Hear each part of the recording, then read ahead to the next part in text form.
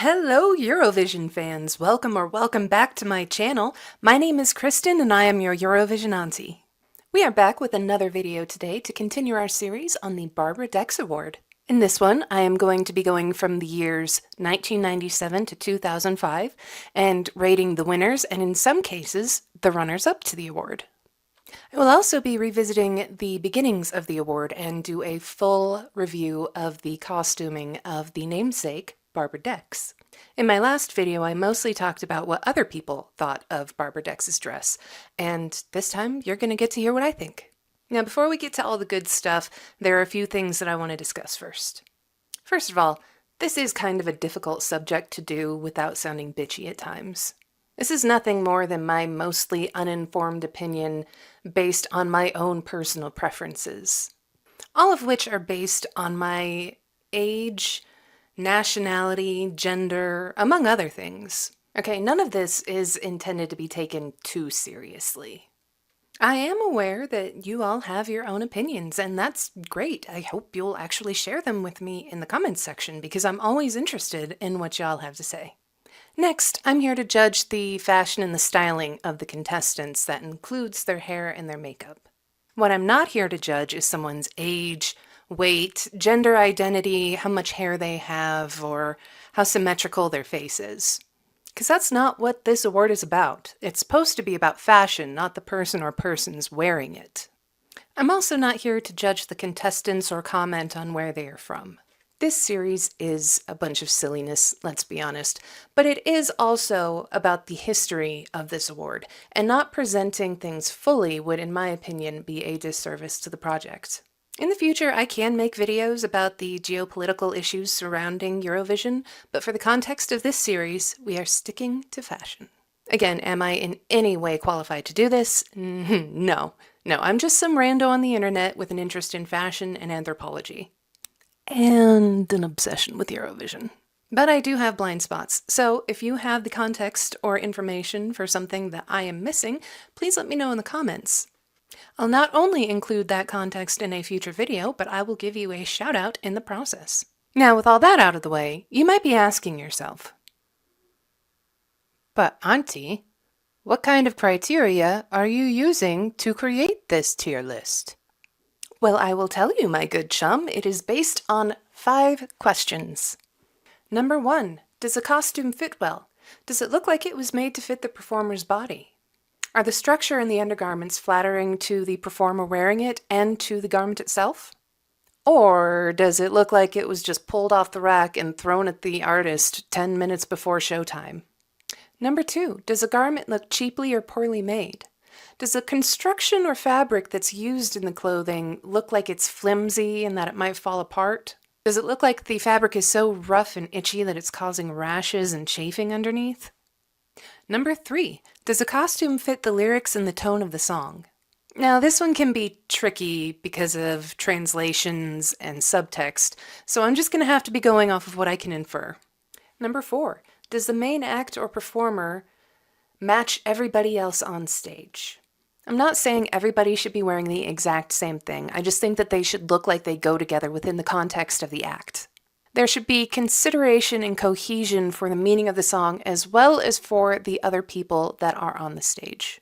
5, does the costuming match the staging? This is mostly for people who just really seem to clash with their surroundings in a bad way. And I'm going to be a lot more lenient on crazy looks if they make sense in relation to the song and within context. So for example, if you're rapping about outer space, I'm not going to be as put off by you wearing astronaut suits as I would be if you were singing about apricots. And yes, these are both songs I will be talking about in the series. These participants are either the winners of or are runners-up of the Barbara Dex Award. On years that there are runners-up, I will be judging if I think one of those songs deserved to win the award more. I will also be taking note of what place they got in the competition, because I'm curious if there's a correlation to Barbara Dex and low score. Okay, so it's day 3 of filming, and if I look or sound like I might be sick, yep, Do not worry though, I have this nice giant mug of hot chocolate to help tide me over. Do you call it hot chocolate or cocoa where you're from? I kind of call it both. Anyways, I'm not going to delay things any longer. That was already a long as hell intro, so let's get to the tier list. Think like there's a way that people do it that make it look all like special. Okay. Ta-da! Okay, I guess I lied. We have one more thing. We have one more thing that we've got to talk about before we get to it. We have to talk about the tiers, okay? So at the top here, we've got Eurovision. You see, I can spell it. And this category is for the best of the best. This is what the award was remade into for a reason. This is for the amazing stuff. And the stuff that's artistic, the stuff that's deliberate, the stuff that just makes your jaw drop. All right, next up we have, I like it, but I get it. Like, look, I have a weird style taste at times, so I'm not going to stand here and act like all of the weird stuff I like is going to be stuff that everybody else is going to like. So the things that I like, but I understand might be a little out there for the average person, that's where this goes. All right, next up we have undeserved/confusing. This is for the entries that I think just aren't bad enough to deserve a nomination or an award for bad costuming, or I just am confused as to why they were voted for in the first place. Like, this is a tier where I'm wondering, what did I miss? Did I miss something? Next up we have Deserved It Sabotage. This is for the worst of the worst. The stuff that makes me wonder if someone lost a bet or slept with their stylist spouse. Because there's gotta be some sabotage that happens in Eurovision costuming, right? Like, it has to have happened at some point over the past almost 70 years, right? And our last tier is the real winner. This is for any runners-up that I feel deserved to actually get the award. And it's going to end up probably where we have a lot of entries straddling this line right here. So keep an eye out for that. We'll see how common it ends up being. All right, we're going to start at the beginning with Barbara Dex, who represented Belgium in 1993 with the song A Monde als Jij. I really do. I think I might have said that right. I don't know. I am trying, I promise. I'm looking things up where I can, but the fact is I'm an American, and I have never really learned another language except for Dutch casually over the past couple of years, and I'm not even that good at it. So I'm not going to sit here and act like I know what I'm doing when it comes to saying all of these names and song titles and stuff. All I can ask is that you be nice, and if you want to correct me, feel free to do so in the comments. Sadly, and I think this is undeserved, she got last place out of 25 that year. Oh, Saint Barbara, patron saint of Eurovision costumes. And you know, yeah, I kind of bagged on her dress a little bit in the last video, but seriously, it is not that bad. The design of the dress is pretty much fine. It's a little boring by today's flashy standards, but it does not deserve a damn award named after it. Come on now. And that's still coming from someone who has some criticism for this costume. Like, my biggest issue is the color. Why, honey? Why did you choose that beige?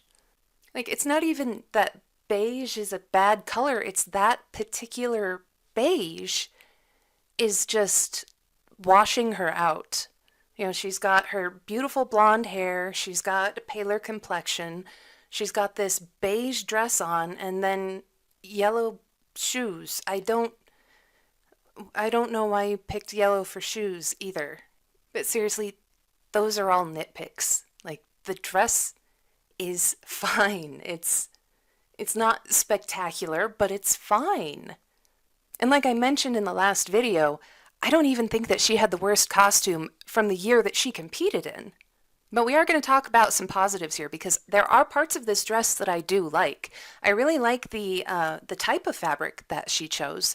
The shimmery, iridescent quality of it adds some depth to the dress that it otherwise wouldn't have had. And I do like that a lot. I think that really improved it.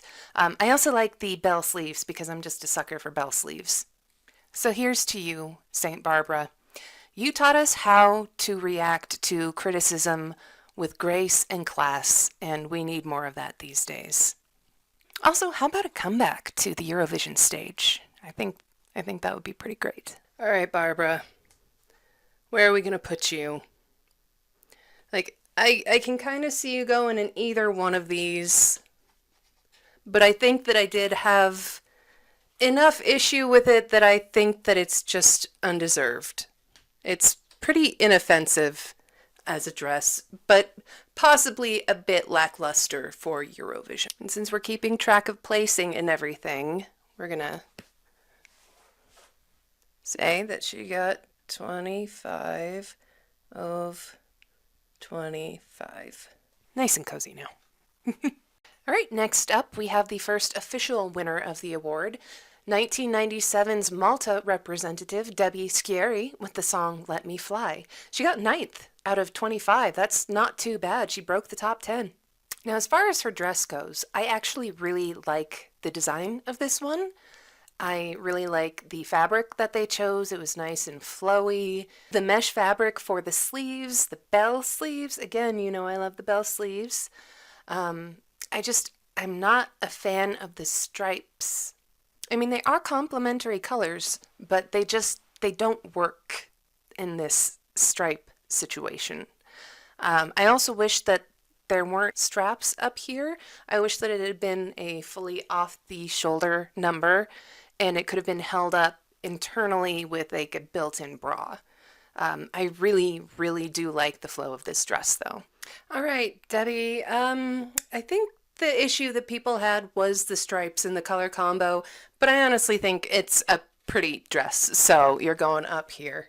I like it, but I get it. Next up, we have Gildo Horn representing Germany in 1998 with the song Gildo hat euch lieb. I believe that means Gildo loves you, and you know what, Gildo?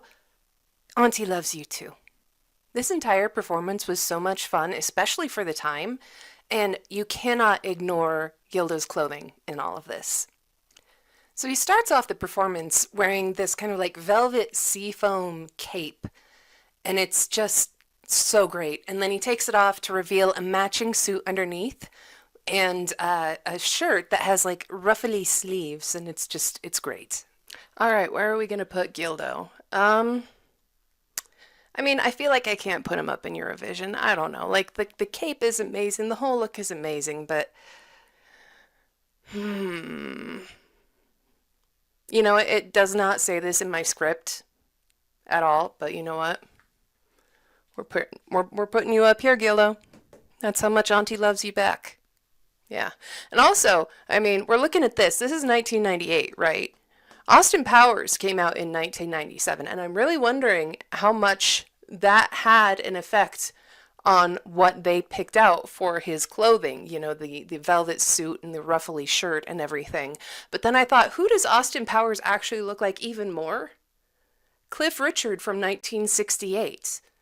And I'm kind of wondering if it's possible that Cliff's look was a direct inspiration for Austin Powers. Now, I know that the look was kind of popular at the time, it just in the 60s, but it is so similar. It really makes me wonder. So we might have to look into that a little bit more. And also, I just want to say, Gildo, I hope that you're doing well. And I hope that the world is loving you back, because you brought a great big smile to my face. All right, we have to do this one. Okay. In 1998, Lydia represented Spain with the song No Quiero Escuchar. I think I said that right. Oh God, not this entry. And I am not ready for this. Okay, hang on.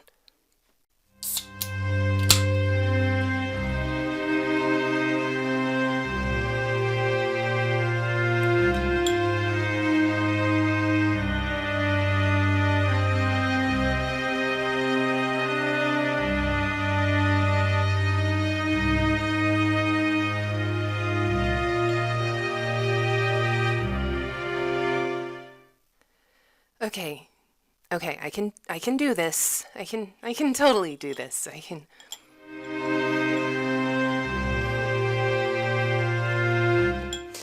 Okay. Okay. I really would like someone to tell me what in the rainbow boob heart this is.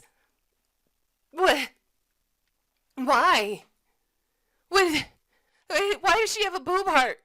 Why? Why does she have a boob heart? I mean, let's ignore the fact that the vertical multicolored stripes was already proven to be unpopular from the year before, but they gave her a boob heart. And like the rest of the dress isn't much better. I mean, it's not fitted well. It basically hangs off of her.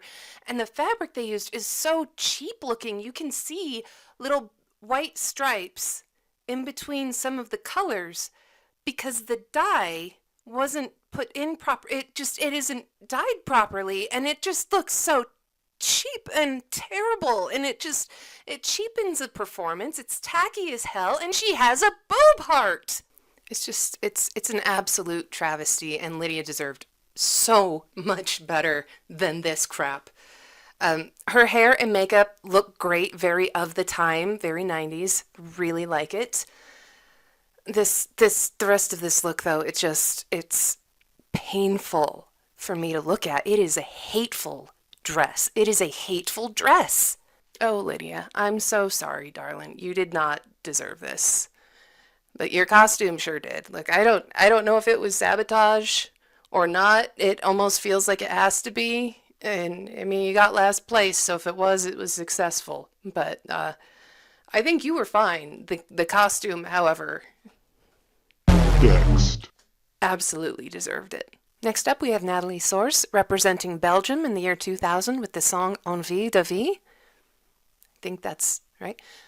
She got last place. So we're not really starting off the millennium very strong, are we? I'm kind of starting to see a trend here.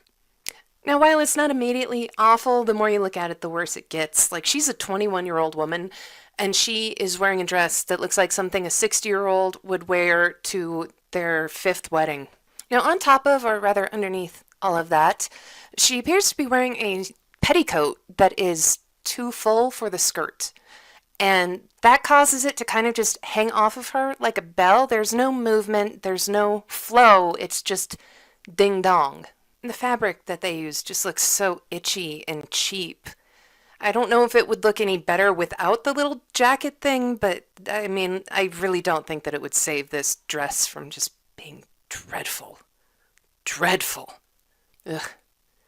2 years in a row. Man.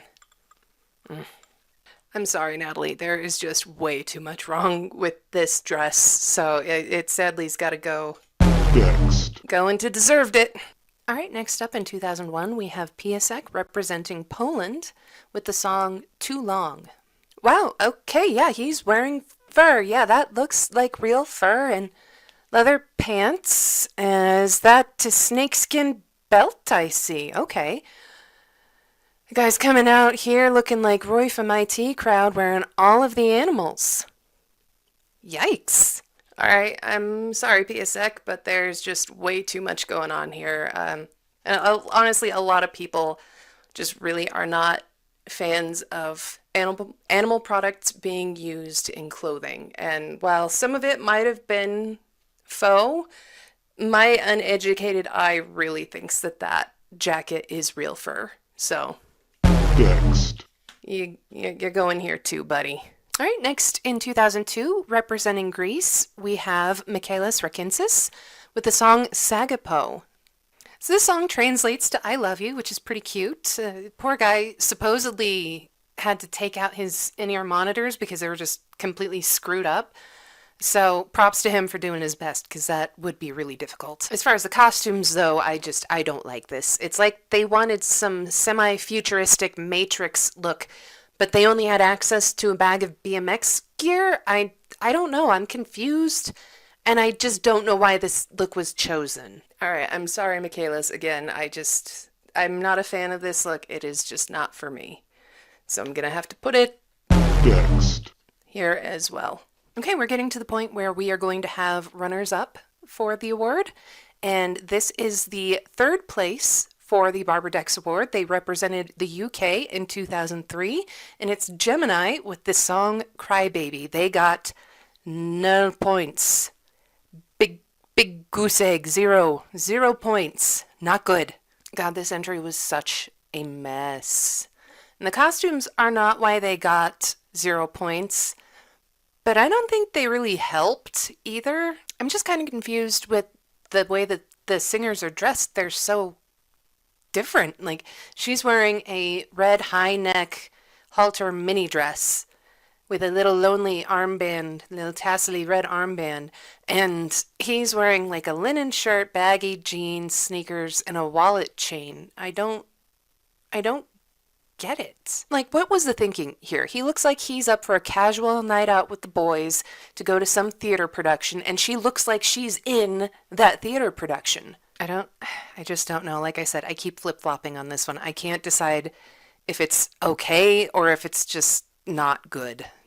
Okay, you know what, Gemini? I'm going to be nice to you here.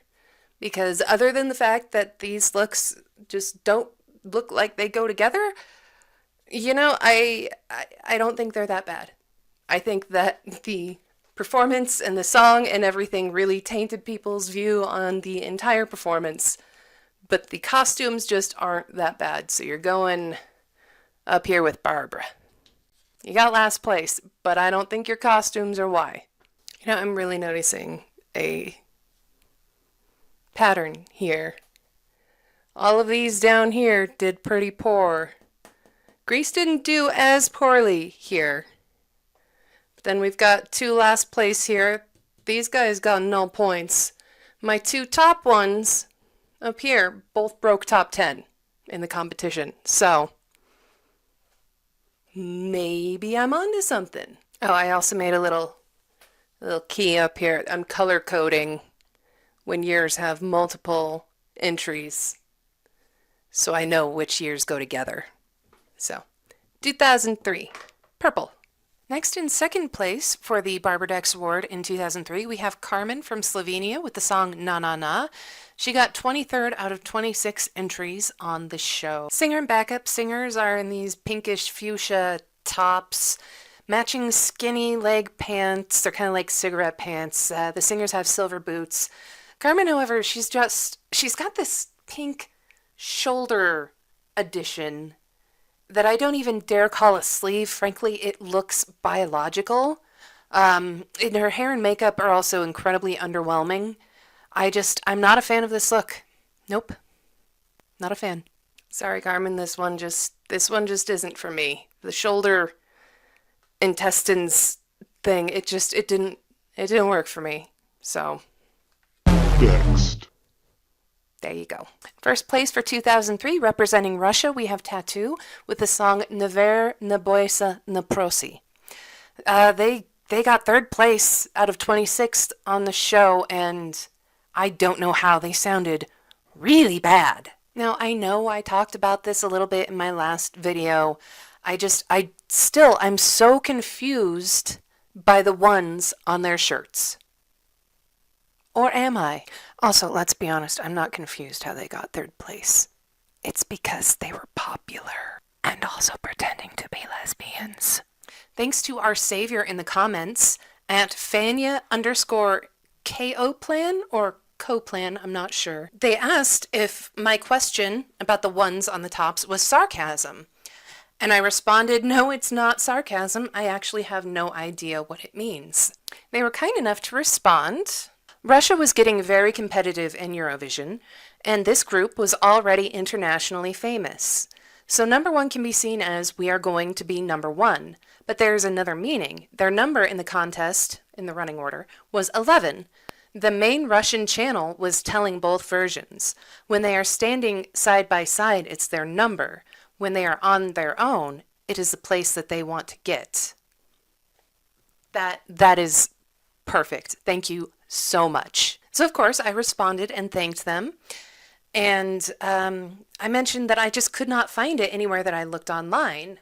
And they said, There's probably no information online because there was no direct quotes from the singers themselves, but that's how Russian media was explaining it. And years later, when people talk about their performance and forget their running number, they usually call the t-shirts not so subtle hints about wanting to win, which is why they asked if I was being sarcastic when I said I didn't know what it meant.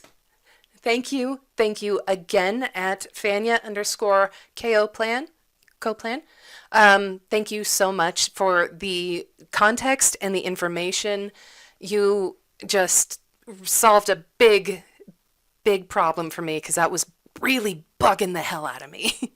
Now, that being said, this is still a very blah look for Eurovision in 2003, even if the implications are rather boastful.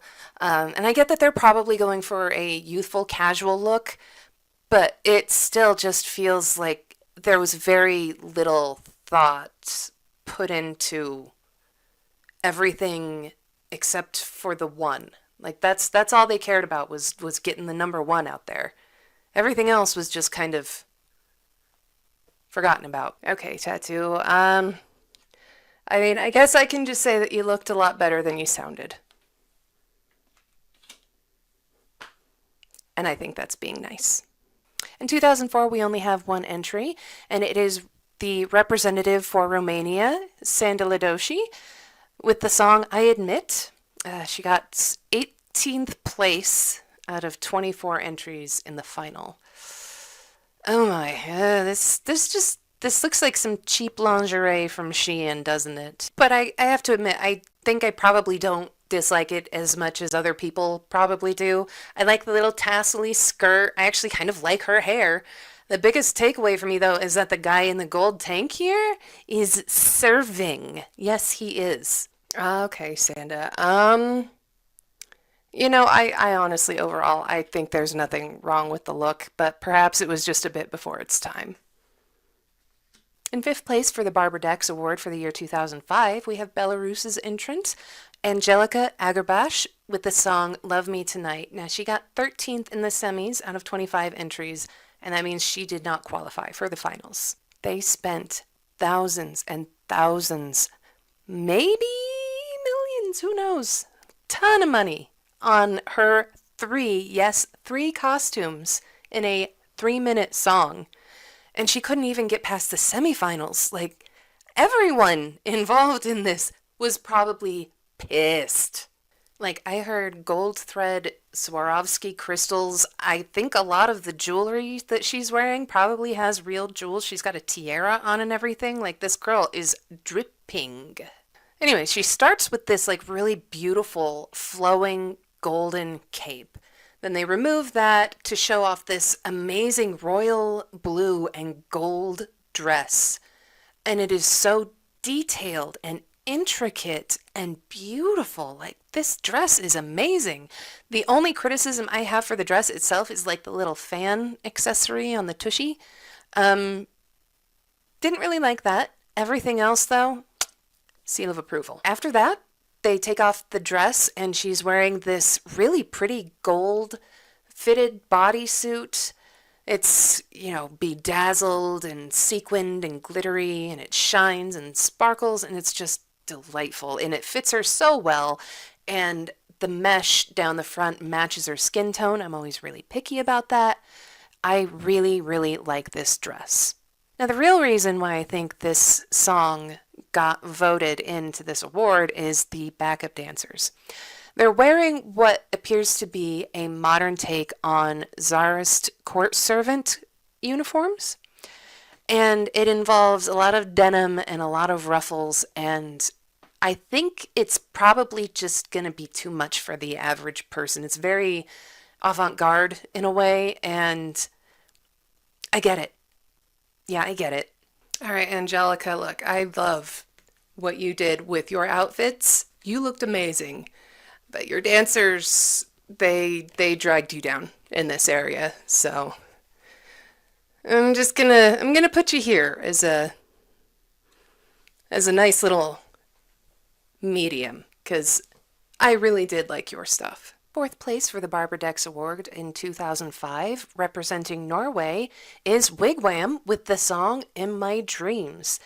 They got ninth in the finals out of 24. Well done, everybody. So I don't know what people expected these guys to wear. It's hair metal. This is completely in line with what a hair or glam metal band would wear. And it was having a revival at the time. I remember.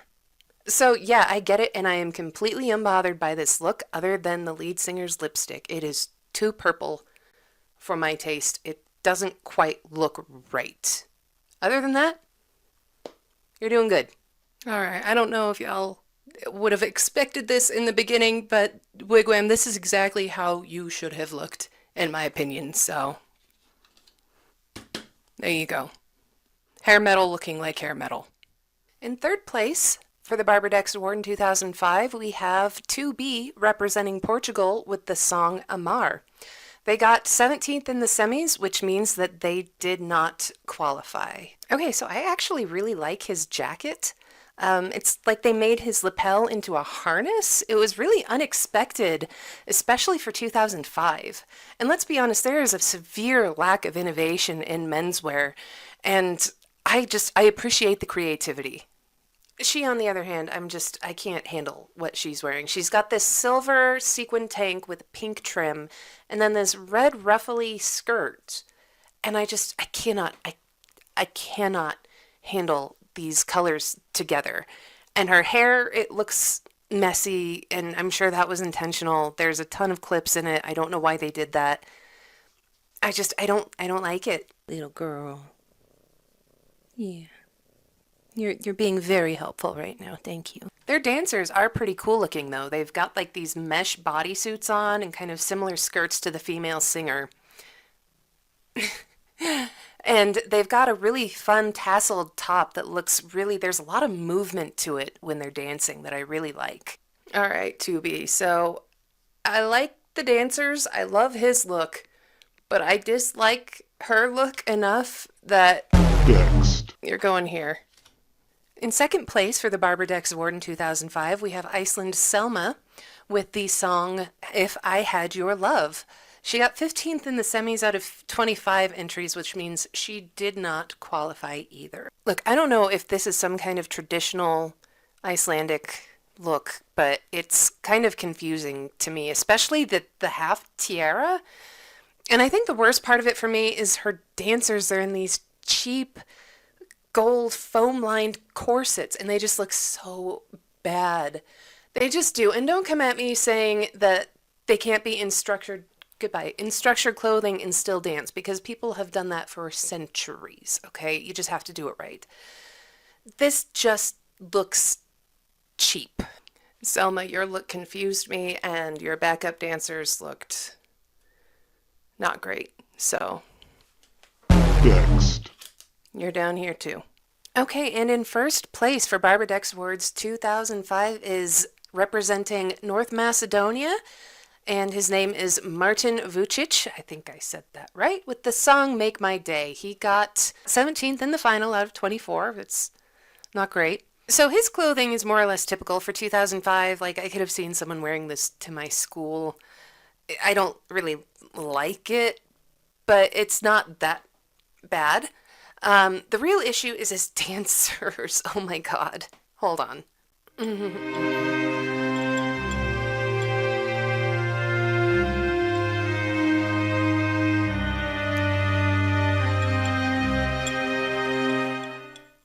Oh, so they're wearing these cute little slip dresses, right? So what's the issue? It's the length and the choreography. So the skirts are so short, and the dancing is so aggressively hip grindy that you frequently get flashes of bright yellow satiny underwear, and that alone is kind of jarring enough. But at the end of the performance, one of the dancers decides to do the splits, right?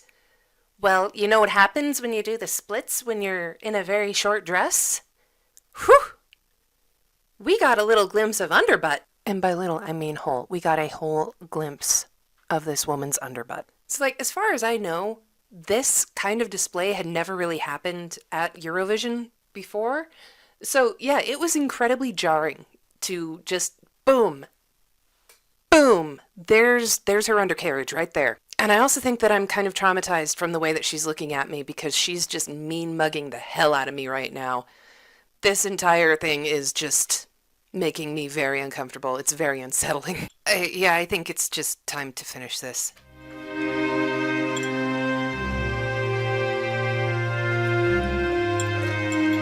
I chose this. I chose this topic. Okay, Martin, look. This performance was just way too reliant on showing off your gyrating dancers' undercarriages, and I'm honestly not that surprised that it turned people off. So, Next.